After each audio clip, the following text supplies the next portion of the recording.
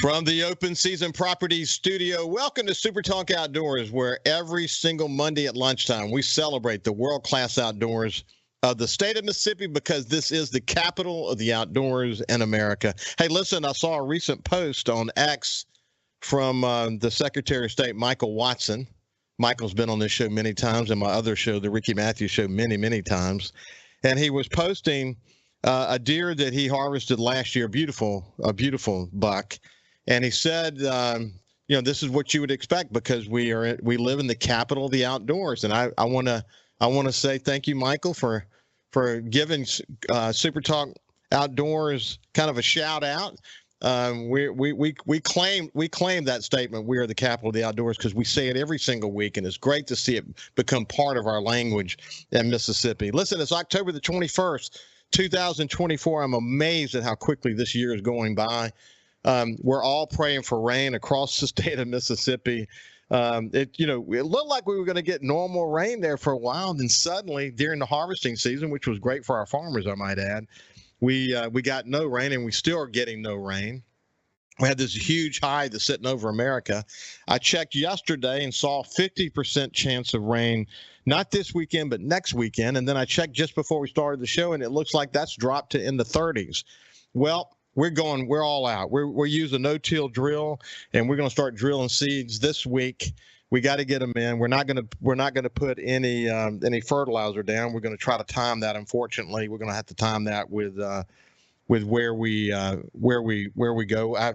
My friend Walt Shepard reached out to me this morning. We've been in conversations about when to put the fertilizer down. And obviously, if it sits on the ground, it won't be any good in a matter of days. So we're gonna time that with some water. But it looks like everybody's gonna be pumping water again for ducks. So the propane expense and diesel fuel expense is gonna go up. But that's the way it is, man. You adjust during hunting season. This is such an exciting time of the year. I look forward to getting up to the Mississippi Delta this weekend as we continue to get ready for this year's hunting season. Maybe we do a little bit of bow hunting when we're up there. Listen, I'm excited about the Mississippi Department of Wildlife, Fisheries, Parks, and Marine. Now, by the way, this is the foundation, I might say, the Mississippi Department of Wildlife, Fisheries, Parks, Marine Foundation. They actually added the Department of Marine Resources on the Mississippi Gulf Coast, the organization led by Joe Spraggins. And so they're not only doing fundraising for the Department of Wildlife, Fisheries, and Parks, but they're also doing it for the Department of Marine Resources. It's really exciting that they're doing this. They have the annual Governor's Hunt that's so popular. They do such a great job with that. I've heard some discussions about some special event that they're going to have here on the Mississippi Gulf Coast in the coming years. I think it's going to. Hopefully, they'll do it sometime in October. They do an annual raffle. We talked about it here on this show before, but it's called the 2024 Mega Raffle. I don't know what I want to say rifle when I say raffle. But anyway, this raffle is in full swing now. 550 incredible prizes, a truck, outdoor gear, cash. It's exciting. They let's see, an F-150 STX 4x4. Let's see, a Tracker Pro Team 175 boat, 100 top-of-the-line firearms, outdoor gear, and adventure packages, optics from Leopold and Vortex, and lots of other things. I also have a separate raffle that's a 50-50 raffle. It's a $25. The other is $100 per ticket. The 50-50 is $25 per ticket. Opportunity to split the pot. It got up to $320,000 last year. Come on now, that is a successful raffle. But there's also early bird. If you get in early, you get the opportunity for a Browning X-Bolt rifle, a Leopold 5HD scope, silencer, a Spartan Spring Buck bipolar, and there's many others. But it's a great opportunity to be in. Get your ticket, $100 ticket. You can go to the foundation website to learn more, but I really want to encourage you to do it. Not only do you get a chance to win some great prizes, but you also have an opportunity to support the Department of Wildlife, Fisheries, and Parks, and they need your support. You can call it divine intervention, or you can call it just luck or gratuitous, whatever. But I had invited my friend, the Senior Vice President of the Sportsmen Alliance, to join me today, Todd Adkins. And it turns out that the Sportsmen Alliance is a major partner with the Department of Wildlife, Fisheries, and Parks Marine Foundation to do this raffle. So we'll talk a little bit about the raffle, but Todd has a great perspective. He's been on the show before about anti-hunting efforts that take place across the United States. And it's always good to bring him in and have a conversation with him to talk about the Sportsmen's Alliance and the work that they're doing to protect us as hunters and this incredible heritage that we have in the United States. So without any further ado, let me bring my friend Todd Adkins into the conversation. Todd, how you doing? Ricky, it's great to see you. I always wonder when I'm doing podcasts or other types of things in the month of October, why are we not just out hunting right now? I'm What with is you. it doing? I mean, you do so much important work, constantly spreading the message about our fish and wildlife conservation efforts. Here I am, and I'm very proud to do it, fighting on behalf of the American sportsmen, women nationwide. And here it is, you're talking about pumping for ducks, and I'm like, can we just get down in the Delta and go ahead and Isn't work? it true? Isn't it true? Hey, listen, I don't think we've ever planted food plots this late. The good thing in Mississippi, you can plant them late. You can wait. You can wait for the rain to be right. But to me, hunting is about that. Hunting to me is about the process of hunting. It's about the year-round enjoyment of being in the outdoors. It's about being with friends. I spent several minutes last week just talking about this great thing that's passed down from generation to generation and how lucky we are to be able to enjoy that, not just in Mississippi, but in the U.S. And everywhere you go, especially this time of year, people are so excited to be participating. It's not, I mean, if you harvest a buck or get an opportunity to shoot ducks, that's great. But it's the pure love of being in touch with nature and what that stands for. That's what you get to see when you travel the U.S., isn't it? It is, and so every state, every area, every region, it very, very different cultures in many ways, but when it comes to our community, it's the same stuff. And even though we might be going after different species or we might utilize different tools to get there, we have this very common kind of experience. And everybody wants to tell you about the first time their granddad took them dove hunting, or the first time that their mom or dad took them to go after redfish. That's what I'm talking about. It doesn't matter where you are in this country. All of us have these ties that bind us together. And that's why I love what I do all across the country. There are states like Mississippi, I don't have to show up, right? Because the end of the world isn't coming tomorrow. Many states, it's just not that way. We have to show up all the time. But those community ties we all have, it's what makes the past 30 years of my life doing this work really, really valuable to me, to be able to see that and understand it and obviously fight for it. Listen, well, one other point about this love of the outdoors, and then we'll shift gears and remind people what your organization does. But one of the things I said last week is that we're telling stories that have been told 1,000 times, and we're laughing uncontrollably. We're eating great food. We're coming together. In the case of Mississippians, we're just coming together and building relationships, and we're passing down traditions. It's those moments around the campfire that create these lasting bonds, and they remind us of the simple joys of life. In a hectic world with social media and smartphones in our hands, the opportunity to kind of go back and get in touch with our roots. That's what it's all about. And you're right. In states like Mississippi, where the leadership of the state and the legislature, the governor, and the people who enjoy this tradition are all connected together and understand what the goal is. It's great. It works great. And so an organization like the Sportsmen Alliance that doesn't have to spend a lot of time thinking about or worrying about a place like Mississippi. But in other states where you have, again, people who enjoy the outdoors, but unfortunately have a legislature that doesn't completely assign or sign up for whatever those people are enjoying, and you may have a governor that doesn't sign up for that, or legislators, et cetera. It can be a challenge. So why don't you remind us what the Sportsman Alliance is all about? Sure. So our organization, Sportsmen's Alliance, founded about 40 years ago. in response to a ballot initiative here in our home state, Ohio, that was going to ban all trapping, all of it A to Z. And Mississippi doesn't have to worry about ballot box biology, but there are many states that do, where the citizens will vote on our issues, and that's what our organization was founded upon. And when we get back, we'll talk about it. It was founded based on that issue, but it has evolved into something very significant and very important to those of us outdoorsmen and women who love the outdoors. When we come back, we'll continue our conversation with Todd Adkins from the Sportsmen Alliance, and we'll learn a little bit more about what his organization is up to these days. We'll see you after this. Welcome back to Super Talk Outdoors from the Open Season Properties Studio. Listen, Open Season Properties is a full-service real estate company with a team approach philosophy that ensures your needs are the highest priority, whether it's rural land sales, residential, or commercial properties. Open Season Properties markets and sells real estate in Mississippi, Louisiana, Arkansas, Tennessee, Alabama, and Georgia.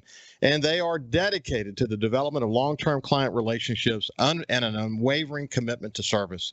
Go to openseasonproperties.com to learn more. Super Talk Outdoors and Open Season Properties, it sort of goes together, and we're thrilled to have them as a sponsor. Now let's get back to my friend Todd Adkins, and he's a key figure with the Sportsmen's Alliance. And when we went to break, we're talking about how this effort to ban trapping in Ohio got them sort of formed. Take it from there, Todd. Sure. And so over the ensuing 40 years, we won that issue. We beat back the antis when they tried to ban trapping. We have evolved into a national organization that comes to the fight. And we've got a very long mission in our bylaws. I keep it really short. We fight for those who hunt, fish, and trap. And we fight at the ballot box. We fight in the courtroom. We fight in the legislatures. We fight at the commission level, the local level, wherever we have to show up to fight for our people, we will, and we do. What's happened recently, and this is just America generally, we're spending a lot more time in courtrooms than we ever have before. And I hope we get a chance to talk about that evolution. It's always been part and parcel of what we do, but boy, do we talk to black robes a lot more than we used to. And that's just the nature of the beast in politics in America these days. Hey, you won a major case in Washington State. I mean, that's a great example of what you're having to do. Why don't you tell us a little bit more about that? Sure. In Washington State, we had a sitting Fish and Wildlife Commissioner. Now, people in Mississippi will understand that these Fish and Wildlife Commissions, we have to keep our eyes on them. They're generally good people in most states, but once in a while, you have to kind of show up and be counted. Well, Washington doesn't have a good Fish and Wildlife Commission. They literally have 5 out of the 9 votes that you could fairly describe as anti-hunting. One of them in particular was violating state law by operating or sitting on a post on another commission. It's a conflict of interest and it's a violation of state statute. We challenged that and said, well, she doesn't have the qualifications because she's serving on more than one commission at a time. State statute prohibits that. We won at trial, and the governor said, I'm taking this all the way to the Supreme Court. So now that the governor has spent 6 figures taking this issue all the way to the Supreme Court just last week, we learned we won. And because at least 5 of the 9 judges in the state Supreme Court agreed, the statute says what it says. You can't be a commissioner and serve on other commissions. It's a conflict of interest situation. We can't have that. That's the type of thing we do. And a lot of people say, well, that seems technical, but I look at it much differently. I say, when you have a commission and or a legislature and or a governor, whoever, who has gone completely off the rails to engage in this anti-hunting behavior over and over and over again, yeah, we're going to show up and we're going to raise our elbows and we're going to fight you. So we're very happy we won the case. She has since come out, believe it or not, publicly and said, well, I didn't want that other job anyway. And we're standing there saying, I can't believe you spent all this taxpayer money, just threw it down a rat hole for a job you didn't even want. So that's kind of what we're facing in other states. And what I would remind people in Mississippi, Mississippi, you got it great. I live down in the Panhandle. I spent a ton of time, sorry, and money, I guess, in Mississippi. It's a fantastic place to be, but you never want to leave that. You always want to protect that. You want to make sure you're vigilant and make sure Mississippi never approaches where these other states have gone. It's really unfortunate. You know, we had a situation with a commissioner on the Department of Wildlife, Fisheries, and Parks Commission was charged, and he paid his ticket for hunting over a baited field. And he actually believed after that happened that he would still be a commissioner. Well, in a state like Mississippi, when you do something like that, the process just takes care of itself. You know what I'm saying? And so ultimately, he was not reappointed and was not, the governor didn't support his coming back on, nor did the Senate. And now we have a commissioner in his spot who gets it and who understands. But you would hope that if you had, let's say if we had an anti-hunter commissioner, somehow he got on and emerged, that person would be eaten alive by the process. That's the way it's supposed to work. You're not supposed to have to go to court. You know, it's unfortunate that you had to do that. Right. And as I said earlier, what we have found, we have had to go to the courtroom a lot more than we used to. And that's simply because the political process in so many places has broken down. And people have become so driven by their own anti-hunting ideology, the rules no longer matter. Yeah. And you're right. It should naturally, it just shouldn't happen. But we have anti-hunting fish and game commissioners, not just in Washington, in a whole host of states across this country. It defies common sense. And you're like, how can that be? It just is. So we have to fight. Hey, Todd, in addition to that, you have anti-hunting leaders inside federal bureaucracy literally all over the place. I mean, for example, the CDC banned puppy imports. And a lot of duck hunters do get their dogs from overseas. So, you know, when something like that happens, I mean, again, that's just one example, but you probably have hundreds of examples where federal bureaucrats are taking action that somehow negatively impact hunters in the United States. And you guys, you've got a radar on this stuff, don't you? Yeah, and the only thing that holds us back, believe it or not, is I wish I had 100 lawyers. And I'm being a little bit silly just to prove the point, because when you have an agency like the CDC, who, without any evidence that there's canine rabies coming from Canada, Great Britain, or anywhere else, legitimately tells the duck hunters in Mississippi and Louisiana and the bird hunters in Kansas and Michigan and everybody, you're not getting your puppy anymore with no evidence that there's actually a problem. Yeah, we better step up, and we better step up strongly. So we find this in many of the states and certainly at the federal level. It's like you said, these bureaucrats get in these positions. They don't consider our interests at all. In fact, they will run counter to our interests whenever they can. So I was so proud when we filed suit against CDC, and we're waiting on an injunction decision in that case so that people can get their VISLA from Canada or their lab from Great Britain or whatever it is they want, because everybody knows it's a 6-month puppy ban. Puppy development starts to occur at weeks 7, 8, 9, and 10. You have to start working with that puppy very, very soon to have a healthy, happy, productive, new member of your family. CDC doesn't care about that. So yeah, we sued them. Hey, listen, you got the Bureau of Land Management that's closed recently 1.3 million acres to outdoorsmen and women. We can't let that be. Running amok again, like the CDC, the BLM basically said, "Hey, all of you recreational shooters, get out. All you folks with a gun, just get out." 1.3 million acres, the entire property closed to our people. And again, at the end of the day, with no real evidence that there was not a public safety concern, There were no issues. And Ricky, folks in Mississippi may recognize it a little bit because of the state and federal property that is in the Southeast a little bit. But if you live out west, the federal government owns just about everything. If they exclude us from all of these various public lands without evidence that it's needed or necessary or even arguable, we have got to sue their rear ends.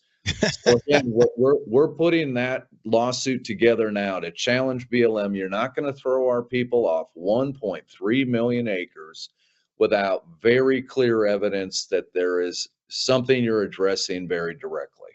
Well, listen, Todd, in the short time we have left, the Sportsman allows us to develop this internal capacity to be able to support the foundation on doing this mega raffle. What a great partnership that's been. It's really wonderful because, this is something we've developed an expertise in. It sounds a little silly, but putting together a raffle is not an easy task. You think about all those prizes and all the prize delivery, that entire package, it's over, I think right now, the mega is over $600,000 in total prizes. As you said, the 50-50 alone could well surpass more than $250,000. Well, we've developed that expertise over the years, and we've been happy to partner with states to make sure it ends up in the ground. Yeah, I know the foundation is thrilled to have you guys, and we're lucky to have the foundation in this state. Strong organization, all these committed volunteers on that board working to raise money for the Department of Marine Resources and also the Department of Wildlife, Fisheries, and Parks. Todd, we'll have you back soon, and we'll continue our conversation. Thanks for the work you and the Sportsmen Alliance are involved in. We appreciate you. Thank you, Rick. It was great seeing you. You bet. Hey, when we come back, we're going to talk fishing in coastal Mississippi. We'll see you after this.